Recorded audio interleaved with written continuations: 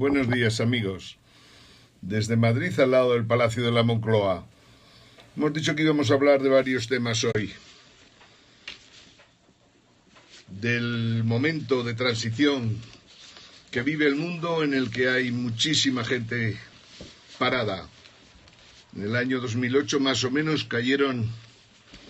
40 millones de empleos y todavía no hemos sido capaces de resolver ese problema. Y es que estamos viviendo en una nueva era. Esta es la realidad. Vamos a comentaros ideas de Carl Benedict, profesor de Oxford. Un elemento interesante. Como toda la gente que tratamos de tocar aquí en el movimiento 7 Jaques, cuando hablamos de temas tecnológicos,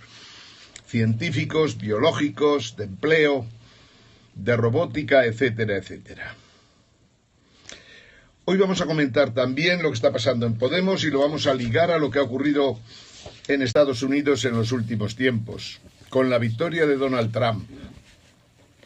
Al decir que vamos a hablar un poco de lo que ocurre en España y en Podemos, en realidad se debe a que tenemos una gran preocupación por lo que está pasando en España. Si no espabilamos, España se va al precipicio. Esta es la triste realidad. En realidad,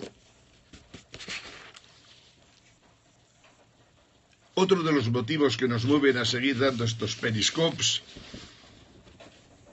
es sencillamente competir en franja horaria con gente como Javier Ruiz de la 4 o con Antonio García Ferreras de la 6. Dos personas sin ningún tipo de preparación, desde luego con un desconocimiento total de lo que pasa en el mundo y consecuentemente gente dañina en unas televisiones pensadas para manipular, que por otra parte están quebradas. Y cuando una televisión está quebrada y los que la dirigen manipulan la información completamente, ya podéis imaginar que no puede salir nada bueno de esto. Entonces nosotros vamos a tratar de compensarlo y sugerir que apaguéis sin dudas de ninguna clase la 4 y la 6 y nos escuchéis a nosotros. Vamos a tratar de hacer un periscopio al menos interesante. Lo que está pasando hoy en el mundo es sencillamente importante por la trascendencia que tiene. Todos sabéis que tras la Segunda Guerra Mundial el capitalismo vivió unos momentos de contienda absoluta con el marxismo, concretamente con el socialismo real de la Unión Soviética. El capitalismo emprendió una guerra ideológica sin dudas de ninguna clase con el socialismo real de la Unión Soviética, un socialismo que creía en la planificación. Siempre que hablemos de sistemas políticos, siempre que os avancemos que tanto el capitalismo como el marxismo son sistemas políticos que han muerto, no estamos hablando por hablar. En realidad, los sistemas políticos, sistemas ideológicos, todos los sistemas que en el fondo ha habido a lo largo de la historia, todos los sistemas se dedican a procesar datos. Unos lo hacen bien, otros lo hacen mal. Procesar datos quiere decir que organizas la economía de tal forma que lo puedes hacer descentralizando la toma de decisiones tras los análisis de los datos, o por el contrario, centralizar las decisiones a la hora de analizar esos datos. La Unión Soviética optó por la planificación central y nosotros que vivimos experiencias curiosas, no solo en la Unión Soviética, sino también en Hungría, en India, en Vietnam y en China, lo que podemos decir es que en los tiempos que tratábamos aquello, eran tiempos en que no había todavía el desarrollo tecnológico que se había producido en el campo de la informática. y consecuentemente, por decirlo de alguna manera, en aquellos momentos no había herramientas para poder planificar una economía mediana, ya no una economía tan grande como la Unión Soviética. Y fracasó por incapacidad de planificar las cosas hasta los últimos extremos. Ya sabéis lo que era la planificación, los grandes planes quinquenales o septenales o decenales. Unos planes en el que se fijan unos objetivos y que hay que cumplirlos. Vas bajando, digamos, el grado de la escala en cuanto a objetivos y vas pasando de objetivos generales para el país, objetivos generales para los sectores industriales del país, objetivos generales para el sector agrícola, para el sector ganadero, para el sector servicios, y poco a poco vas bajando tratando de ver los recursos que necesitas en cada uno de los sectores, recursos de todo tipo y variedad. Quiere decir,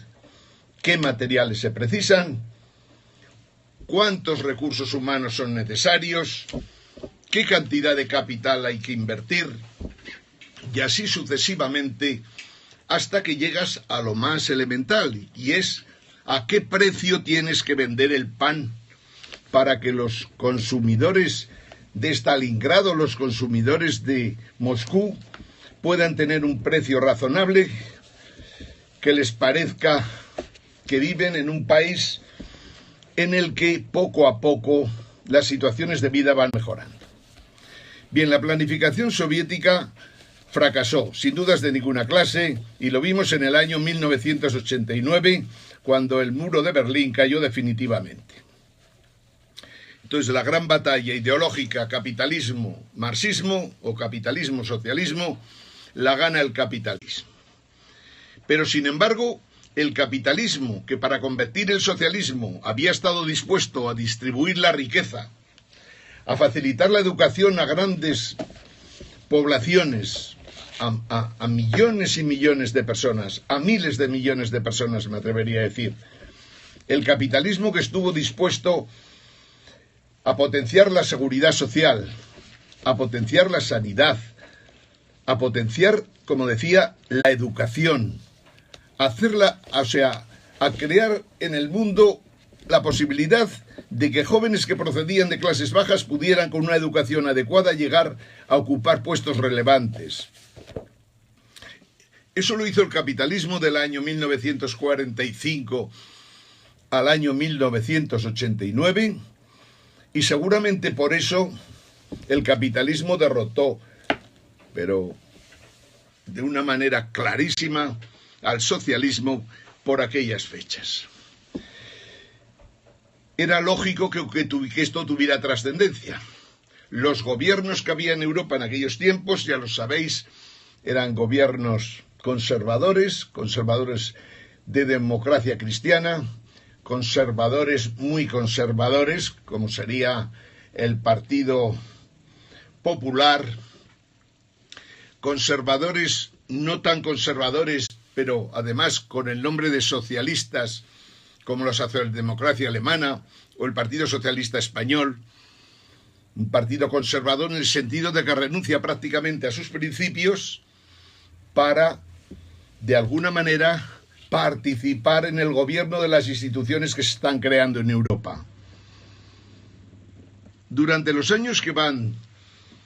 de 1971 a 1989, vemos con claridad que el socialismo ideológicamente desaparece. No defiende ya ni siquiera el humanismo socialista. No defiende ni tan siquiera aquello por lo que de alguna manera de 1945 a 1971 se había conseguido que la participación del trabajo en la renta fuera subiendo año a año prácticamente hasta pasar por encima del 50 y tantos por ciento, 56% incluso. En el año 71 las cosas empiezan a cambiar. Empiezan a cambiar cuando en Estados Unidos se toma la decisión de que el billete de dólar no es canjeable por oro en la Reserva Federal. En ese momento, en el 71, hay un gran cambio a lo largo y ancho de Occidente. El liberalismo se impone. El liberalismo defendido por descontado por los grandes banqueros de siempre, me refiero a los Rothschild, a los JP Morgan, o sea, a los Morgan, a los Rockefeller, a los Barenberg. El capitalismo de estos caballeros se le ocurre, como es natural, algo que ya llevaba desarrollando en el tiempo, y era facilitar que los bancos pudieran crear dinero. Y ya no solo los bancos, sino en realidad los grandes bancos de inversión de Estados Unidos y Occidente, 28 grandes bancos de los que hablamos muy a menudo aquí. Los bancos empiezan a tener la posibilidad de crear dinero. Y al crear dinero se vive un espejismo en el que la gente se considera que tras pasar la época en la que todo el mundo había podido educarse, disponer de una cierta sanidad razonable, disponer de unos cuidados, por decirlo así, del Estado en materia de dependencia, a partir del 71 la gente cree que además de esto puede llegar a ser accionista de las empresas que se mueven en bolsa en aquellos momentos en unas perspectivas bastante positivas. Aparece el fenómeno de la financiarización. Los bancos crean dinero y la gente se endeuda. No solo se endeuda la gente, se endeudan las empresas, se endeudan los estados. En realidad, a partir del año 1971 y hasta el 2007,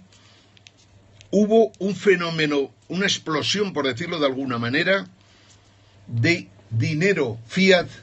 de dinero billetes, sin ningún tipo de respaldo detrás, fundamentalmente por Occidente, y un poco más tarde, me refiero más allá del 89, también en Oriente. O sea, vivimos a partir del año 1971 un auge total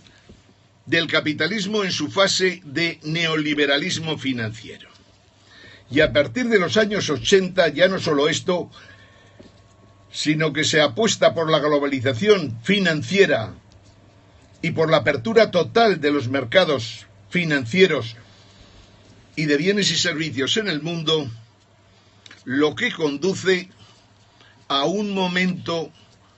en el que parece existir un auge, y no solo esto, sino que se cree que el capitalismo da la impresión de que no puede morir y vivirá para siempre. La realidad es que cuando el mundo financiero se liberaliza y se mueve por todo Occidente, me refiero a América, del norte, del sur, del centro, toda Europa, Japón, la liberalización financiera provoca, en principio, que se inunde el mundo de billetes. Más que el mundo, que en realidad en el mundo los billetes no hay tantos como la gente se piensa. En realidad en los servidores de los bancos empieza a crecer el dinero como nunca se había visto hasta entonces. Entonces tenemos ahí la siguiente paradoja. El capitalismo parece que está triunfando, no solo está triunfando, sino que el muro de Berlín cae y la Unión Soviética cae. Todos los países del este pugnan por abrazar el capitalismo en su fase ya nueva en su fase de neoliberalismo. Y poco a poco todo el mundo, España en el año 70 y tantos, e incluso un poquito antes, pero en el año 78, considera el gran objetivo entrar en Europa y considera uno de los grandes objetivos de España para poder salir adelante precisamente no depender de los políticos españoles, sino tener una superestructura de mayor nivel como es la Unión Europea, que permite que las corruptelas, las ineficiencias,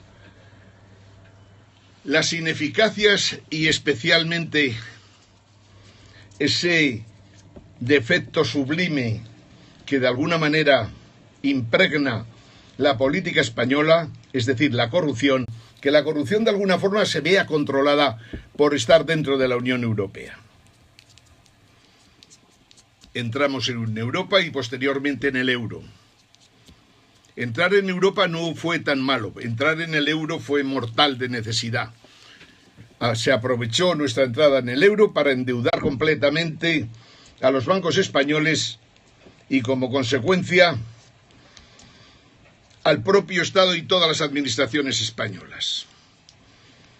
Entonces, en este momento que estamos viviendo en estos instantes, la realidad es que hay unos países con unas trabas y hay otros países con otro tipo de problemas. España tiene 3 problemas impresionantes de difícil solución y que requieren de alguna manera que nuestros partidos vayan reaccionando de una maldita vez. Quiero decir, el Estado autonómico se ha mostrado inviable. Sencillamente, si el Estado central ya de por sí era corrupto, en el momento que permites que existan 17 autonomías y 2 ciudades autónomas, la corrupción se multiplica por 19. La gente de los ayuntamientos, viendo cómo se comportan las administraciones centrales, viendo cómo se comportan las administraciones autonómicas, pues parece que sería de estúpidos el no entrar en el reparto del gran pastel de la corrupción que supone aprovechar los presupuestos, aprovechar los contratos que se realizan por las distintas administraciones, aprovechar las decisiones de los ayuntamientos para urbanizar zonas que en principio podían ser urbanizables o no, pero se aprovecha toda una fase de desarrollo importante en la economía española para extender la corrupción hasta los últimos rincones de España. Este es el problema que ha tenido para nosotros, de verdad, el entrar en una Europa que nos dejó completamente libres, o sea, que nos ayudó a financiar inversiones, pero también nos ayudó a tirar el dinero como no habíamos hecho nunca hasta entonces. Aquí cualquier presidente de autonomía se consideraba un virrey y como tal actuaba. Los ejemplos a lo largo y ancho de las distintas administraciones e instituciones eran terroríficos. Y si al más alto nivel se ve que el personaje o los personajes en cuestión están corrompidos, pues lo lógico es que a nivel autonómico, a nivel municipal, a nivel de diputación ocurre exactamente lo mismo.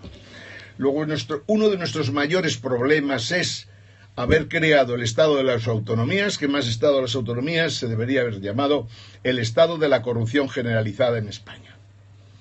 Junto a esto nos encontramos a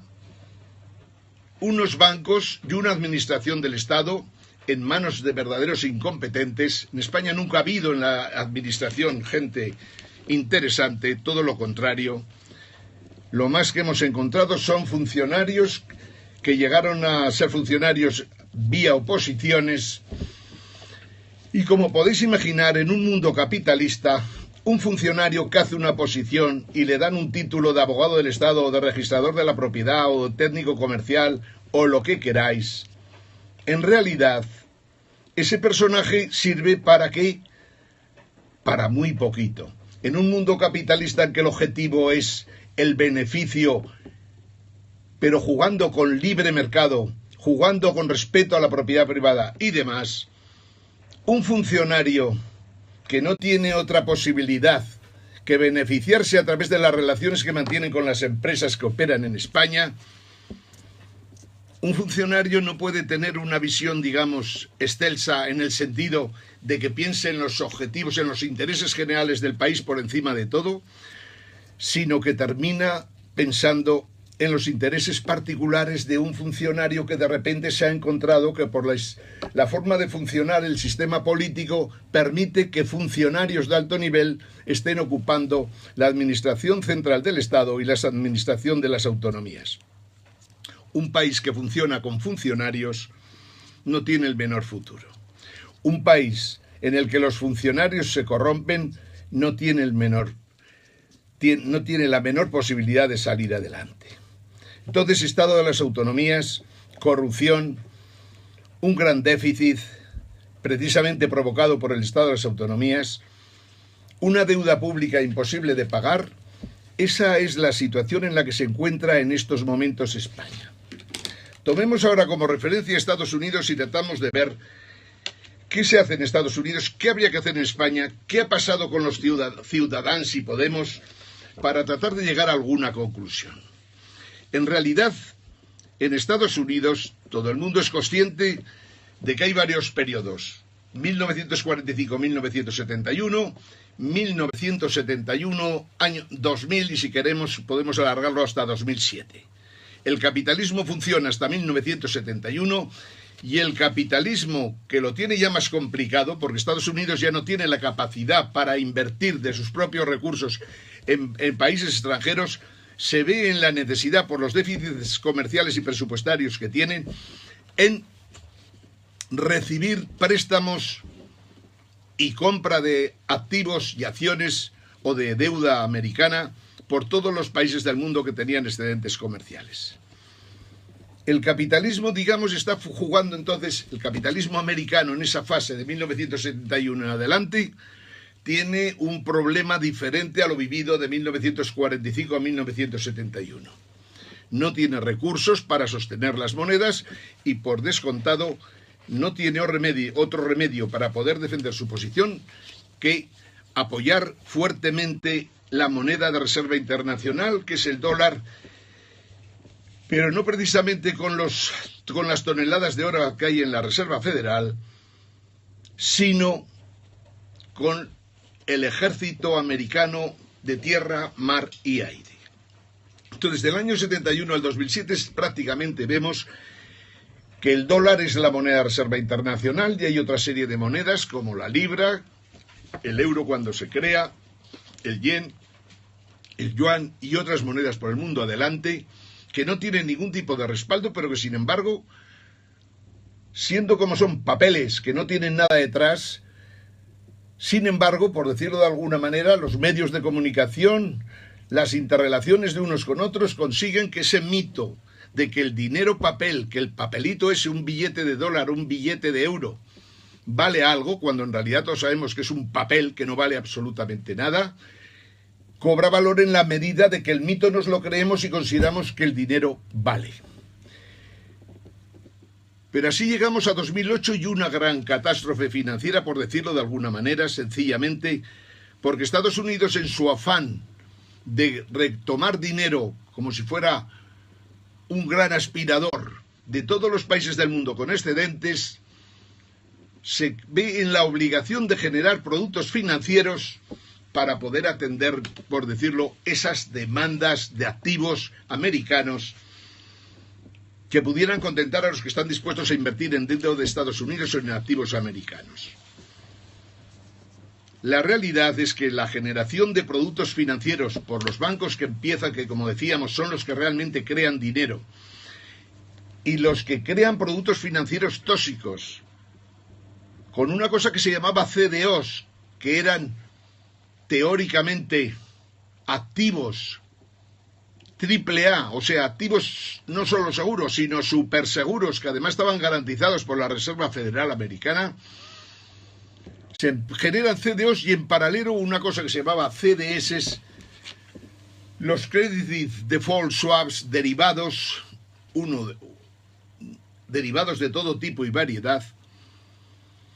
que entre unos y otros consiguen hacer unas emisiones impresionantes, billones y billones de CDOs, 800 billones de dólares por lo menos de CDS, que inundan el mundo desde Estados Unidos hasta Hong Kong, pasando por toda Europa, pasando por Rusia, pasando por Asia, y que en el fondo provocan que en un momento determinado toda la banca importante del mundo, toda la banca de inversión esté quebrada y los bancos centrales que de alguna manera tutelan a los grandes bancos de inversión están quebrados también. Un capitalismo o un neoliberalismo financiero en el que la banca está quebrada, en que los bancos centrales están quebrados, en que los estados no tienen ya capacidad para resolver los problemas ni de los bancos de inversión ni de los bancos centrales, es un capitalismo que indudablemente no puede seguir funcionando. Y como no puede seguir funcionando, de ahí que ocurra lo que ha ido pasando a lo largo y ancho de los últimos 20 años y que se tradujo que en Estados Unidos prácticamente, en lo que llamamos el medio oeste, las zonas aquellas de los lagos, las zonas de Detroit y demás, se encuentran que en esa política de globalización financiera y de prácticamente eliminación de todo tipo de trabas, nos encontramos con que la industria americana echa muchísima gente a la calle, y lo que anteriormente había sido una potente clase media prácticamente va desapareciendo en los Estados Unidos, hasta el punto de que el sistema, el establishment, que además se mezcla con ideas progresistas de medio pelo, con la presidencia de Obama, provoca que en un momento determinado la gente esté hasta las mismísimas pelotas y consecuentemente cuando le dan la ocasión de votar, echa definitivamente a la mayor representante del establishment, que era precisamente Hillary Clinton. Llega entonces una nueva época con un presidente que ha sido empresario, un presidente original, a más no poder, y que, sin embargo, considera que su gran objetivo es crear en Estados Unidos más empleo del que se ha creado a lo largo de los últimos 50 años.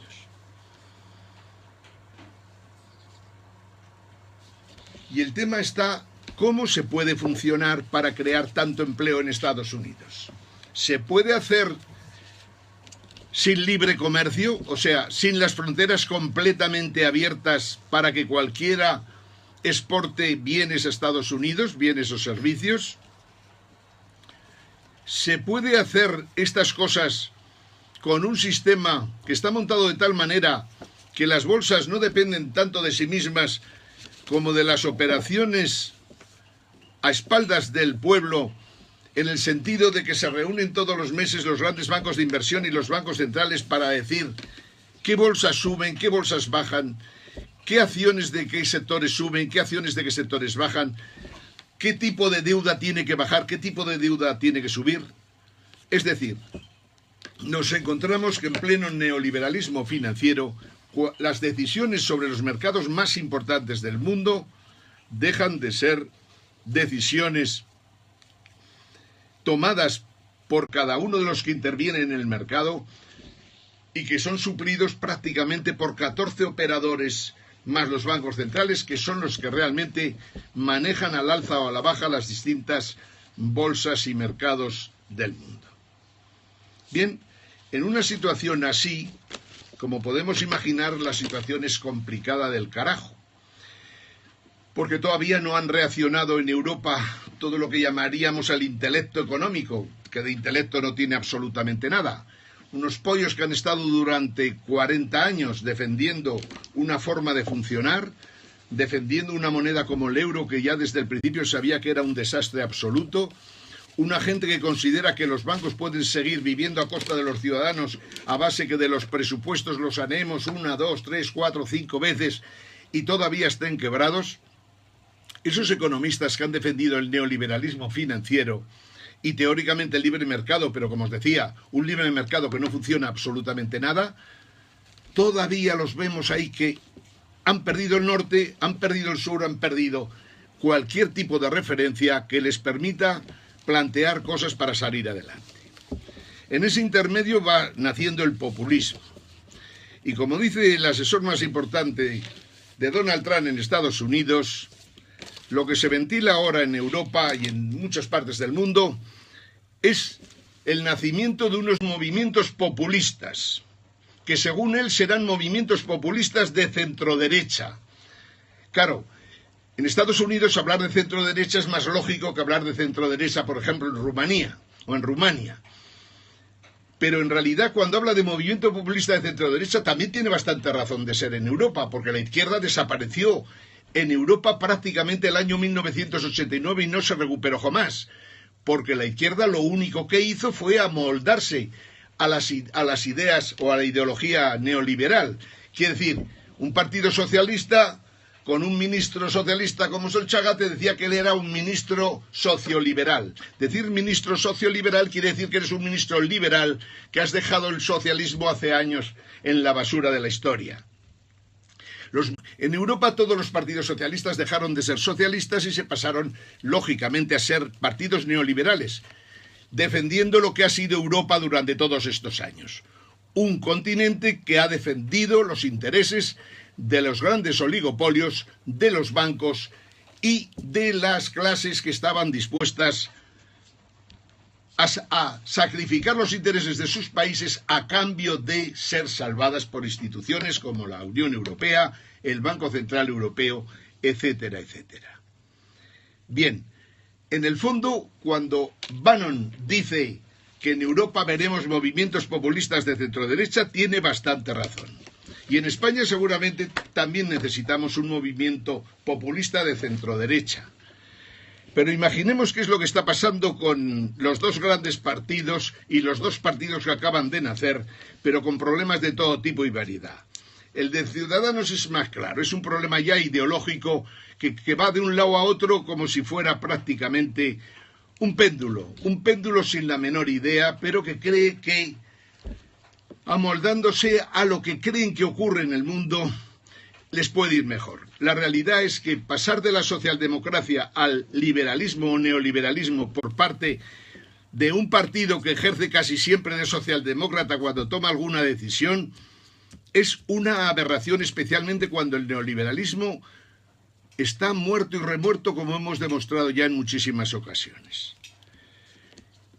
El otro partido, que se llama Podemos, tiene más problemas todavía, o mejor dicho, tiene problemas de distinta índole. Uno de los dirigentes, que es Íñigo Errejón, defiende clarísimamente que el Podemos no puede ser, por decirlo de alguna manera, considerado un partido movimiento de izquierdas, y que por lo tanto tener a los de Izquierda Unida al lado es como tener un virus mortal que acabaría con Podemos echando virutas. Y tiene razón, en buena medida está en la línea de lo que está pasando en estos momentos en el mundo, que los partidos comunistas no existen, que los partidos socialdemócratas murieron hace tiempos, los partidos socialistas y cualquier cosa que se llame anticapitalista o anarquista o como le queráis llamar, no tienen el menor sentido. Por lo tanto, en Podemos hay una idea que es clara: buscar un movimiento transversal, que en el fondo es un movimiento transversal en el que Izquierda Unida no levante la cabeza, si es posible, y los anticapitalistas menos. Más o menos acertado, es coherente lo que está planteando Errejón en un momento en el que el Partido Socialista no existe en España. No sé si es suficiente. Yo creo que tendría que ir un poquito más allá. El Movimiento 7 Jaques tiene clarísimo que el futuro tiene mucho que ver con la ciencia, con la tecnología, y tiene mucho que ver, por descontado, con el potenciar las clases medias y bajas, y dentro de las medias bajas, las medias medias y las medias altas, que prácticamente han desaparecido en España. Aquí, al final de la película, lo que se pretendía en el 15M era clarísimamente lo que se pretendía en su día, era que gente de todos los pelajes se uniera en un movimiento que permitiera acabar con el bipartidismo, y en estos momentos debería ser capaz de acabar con el bipartidismo, los nacionalismos y ese partido Ciudadanos financiado por las empresas del IBEX español. Luego, Errejón no sabemos si ganará o perderá, pero si gana hay alguna posibilidad de que Podemos se vaya moviendo en la dirección de un movimiento populista que pueda hacer frente a los problemas que tiene España y a los problemas que puede tener Europa en estos momentos, en la que, como sabéis, va a haber elecciones en 3 o 4 países que pueden cambiar completamente el continente. Lo peor para nosotros seguiría tener un presidente de gobierno corrupto al frente de un partido corrupto, pretendiendo hacer elecciones en el mes de noviembre para coger con el paso cambiado al Partido Socialista y, aun con minoría, seguir tratando de gobernar unos años más. Es lo peor que le puede ocurrir a España y hay que luchar contra eso como sea. En Podemos la problemática más grave que hay es que no hay democracia interna. No hay democracia interna y lo más grave, que con los sistemas electorales, o mejor dicho, la plataforma electoral que se utiliza en Podemos es una plataforma perfectamente manipulable. Manipulable quiere decir que puedes meter votos o sacar, puedes hacer exactamente lo que te dé la gana. Y de hecho todas las elecciones que ha habido en los últimos 2 años, y especialmente la más cabreante para mí, la de las autonómicas, de hace ya un par de años, y las correspondientes al Consejo Ciudadano de la Comunidad de Madrid, han sido unas elecciones completamente trucadas y por la que los dirigentes de Podemos que se ocupan del conteo de votos deberían estar todos procesados y algunos de ellos ya en el trullo. Este es el problema que hay con un sistema electoral de una plataforma con un censo que deja mucho que desear y sobre todo con un sistema que permite que puedas meter votos como te da la gana y que por lo tanto los resultados no sirvan absolutamente para nada, teniendo en cuenta que hay una comisión de garantías que trabaja exclusivamente para el secretario general llamado Pablo Iglesias, un hombre que hace tiempo que perdió el norte y que lo mejor para Podemos sería que desapareciera de circulación y volviera a su televisión La Tuerca, financiada por venezolanos o iraníes o por quien sea, completamente indiferente. Pero una persona que comete tantos errores en 2 años seguidos, una persona que utiliza una plataforma para poner a la gente que le da la gana y que normalmente es gente con muy pocas capacidades y menos conocimientos, es un hombre que no merece la pena, no puede estar al frente de un movimiento que había generado ilusiones en millones de españoles.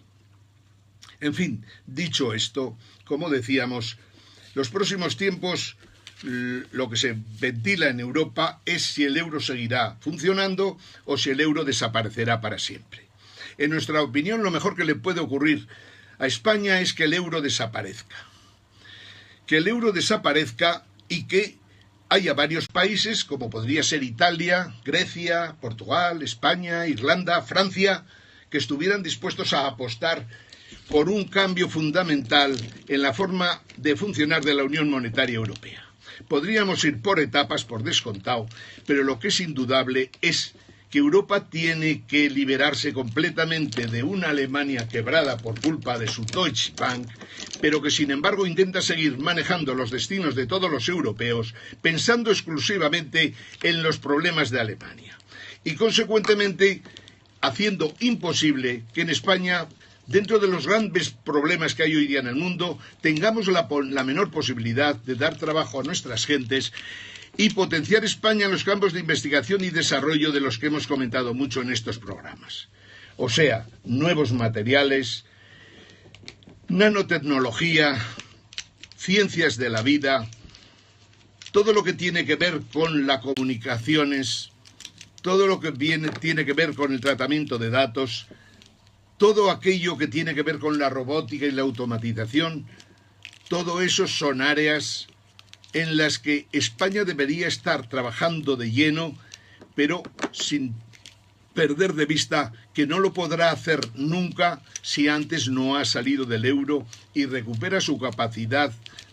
monetaria y fiscal, lo que inevitablemente le planteará el que en un momento determinado se enfrente decididamente a Alemania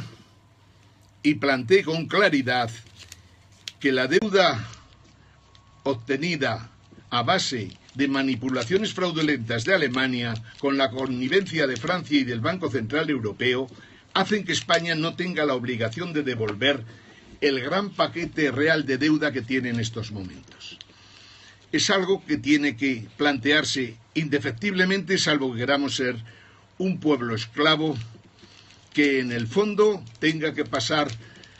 los malos momentos que vivieron los chipriotas, que vivieron los griegos y que posiblemente vivirán los italianos si antes no rompen completamente con la Unión Monetaria Europea. Amigos, queríamos hablar de los mercados de trabajo. De momento os recomiendo que busquéis a Carl Benedict, profesor de Oxford, que se explica muy bien en unas entrevistas, 2 entrevistas que mantiene con Iñaki Gabilondo. Creo que merece la pena que busquéis en Twitter, en YouTube, esos programas, una serie de Cuando ya no esté, que dedican temas especiales a campos muy diversos, pero campos de cómo será el futuro en los próximos 10, 15, 20, 25 años. Lo que tiene que ver con el mercado de trabajo, leerlo, y después, o escucharlo. Y después nosotros, esta tarde, si tenemos tiempo, explicaremos con detalle lo que consideramos más importante de lo que dice y en aquellas cosas en las que podemos discrepar. Amigos, desde Madrid, en la capital de España, al lado del Palacio de la Moncloa, saludos a todos. Ángel Jimeno, Movimiento Científico 7 Jaques de España. Hasta la tarde.